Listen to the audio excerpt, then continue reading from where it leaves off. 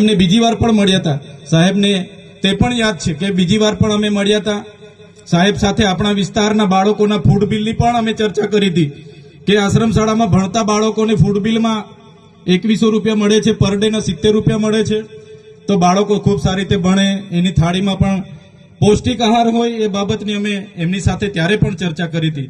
ખોટા જાતિના પ્રમાણપત્ર જે બીજા જ્ઞાતિના લોકોને આપવામાં આવે છે, અમે તે દિવસે મંત્રી સાહેબને સાથે બેસીને એની પણ પરામર્શ કર્યો હતો કે સાહેબ આમાં વિશ્લેષણ સમિતિ આગળ તપાસ કરતી નથી. હવે તમે છો, તમારા પર અમે અપેક્ષા લઈને બેઠા છે. તમારે એ ખોટા જાતિના પ્રમાણપત્ર લઈને જે પણ લોકો જે પણ કક્ષાએ હશે, નોકરીમાં હશે કે શિક્ષણમાં હશે, એવા લોકોને આપણે વિશ્લેષણ કમિટી દ્વારા શોધવા પડશે અને એ જે એમને જાહેર કરવા પડશે. એ પણ અમારી વાત હતી.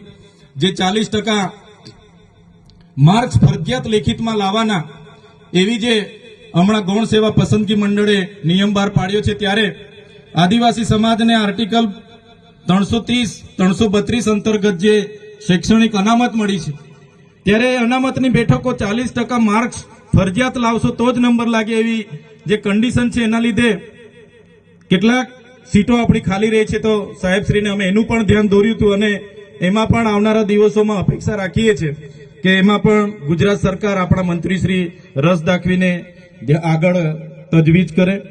માન્ય મંત્રી સાહેબો, તમે બેઠા છો, સાંસદ સાહેબ પણ છે. સાહેબ, આટલો મોટો મારા વિસ્તારમાં કાર્યક્રમ છે, કલેક્ટર સાહેબ, પ્રાંત સાહેબ અને પ્રાયોજનાજી, શર્માજી, હું અહીંનો ધારાસભ્ય છું ભાઈ. મને કેમ કોઈ ફોન બી નહીં કર્યો, પત્રિકા નહીં, જાણ નહીં? ખુલાસો કરો. હું ધારાસભ્ય છું ભાઈ. આ મારું અપમાન નથી, મારી જનતાનું અપમાન છે. આ મારું અપમાન નથી. મને કોઈ કાર્યક્રમનો મોહતાજ નથી. મને પત્રિકામાં નામ આવે, મારી તકતીમાં નામ આવે તો જ ચૈતર વસાવા આવે એવું નથી. ચૈતર વસાવા નામ માટે હું નથી આવતો. મારા જનતાના, મારા સરપંચે કીધું કે આટલો મોટો કાર્યક્રમ છે શિક્ષણનો, સાહેબ તમારે આવવું પડશે, એટલે મેં આવ્યો છું. અને કલેક્ટર સાહેબ, તમારી જવાબદારી છે, તમે વહીવટ છો, તમે મને ફોન કરીને જણાવો ને કાર્યક્રમ છે. મંત્રી સાહેબ ગાંધીનગરથી આવે છે, કઈ તકલીફ છે અમારાથી તમને? પ્રાયોજનાજી, શર્માજી, તકલીફ है आपको? તો કેમ ભાઈ તમે અમને જાણ નથી કરતા? કેમ આમંત્રણ નથી આપતા? તમારું વહીવટી તંત્ર હું ધંધા કરે છે ને બધું ખબર છે. હમણાં મોદી સાહેબ આવ્યા હતા, ખર્ચો થાય ભાઈ, 8-10 કરોડ રૂપિયાનો ખર્ચો થાય.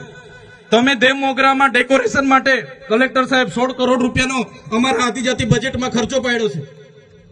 તમે ત્યાં મોદી સાહેબના મંડપના સ્ટેજ માટે 15 કરોડના ખર્ચા કર્યા છે. ટોયલેટ, મોબાઈલ ટોયલેટ માટે 2,40,000 નો, 2 કરોડ ને 40 લાખના તમે ખર્ચા પાડ્યા છે. નાસ્તા માટે 2 કરોડ ખર્ચા પાડ્યા છે. તમે ડોમ માટે 2 કરોડ ખર્ચા પાડ્યા, ચા માટે 2 કરોડ ખર્ચા પાડ્યા, બસ માટે 2 કરોડ ને 71 લાખ રૂપિયાનો ખર્ચો પાડ્યો. કેમ? અમે સવાલ પૂછીએ એટલે તમને નડીએ છે? તમારા મનમાં ધુમાડો હોય તો કાઢી નાખજો ભાઈ. બરાબર છે, આ જનતાના ટેક્સના પગારે આપણે બધા છે. આ જનતાના ટેક્સનો પગાર મને પણ મળે છે, તમને પણ. કલેક્ટરથી, તલાટીથી લઈને કલેક્ટર સુધીના બધા તમે નોકર છો, અમે બધા સેવક છે. આ લોકોએ જે પણ કે અમે પ્રતિનિધિ છે, અમને અધિકારો આપ્યા છે. તમે અમને કેમ અહીંયા બોલાવ્યા નથી? ના સાહેબ, અમારે વિદ્યાર્થીઓ અમે કેવું પડે છે, અમને કઈ. તમે દર વખતે ચિકદામાં કીધું, દર વખતે આ જ પ્રશ્ન ઉભો કરો છો, દર વખતે આ જ પ્રશ્ન ઉભો કરો છો.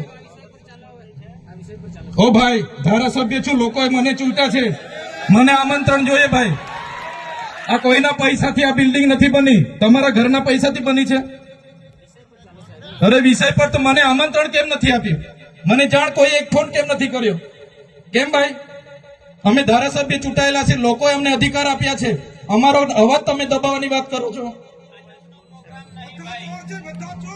અમને કેમ નથી આમંત્રણ આપી? તમે તમારે આમંત્રણ આપવું જોઈએ ને અમને. ઓ ભાઈ, બંધ કરી દે વાળો, મારા અધિકાર છે ભાઈ. તમે એમાં આવો, બંધ કરી દે એટલે, બંધ કરી દે એટલે આમંત્રણ કેમ નથી આવ્યું? બંધ કરી દે એટલે, બંધ કરી દે એટલે, બંધ કરી દો એટલે આમંત્રણ આપવું જોઈએ ને તમારે. અમને તમે આમંત્રણ કેમ નથી આપ્યું ભાઈ? અમે ચૂંટાયેલા ધારાસભ્ય છે, અમને એક ફોન કોઈનો આવ્યો નથી. કલેક્ટર સાહેબની જવાબદારી છે. આ કોઈના કમલમના પૈસાથી બિલ્ડિંગ નથી બની ભાઈ કોઈ તો પછી પણ સાહેબ અમે તમારી રિસ્પેક્ટ કરીએ છીએ સાહેબ ને દરેક સરકારના કાર્યક્રમમાં હું હાજર રહું છું.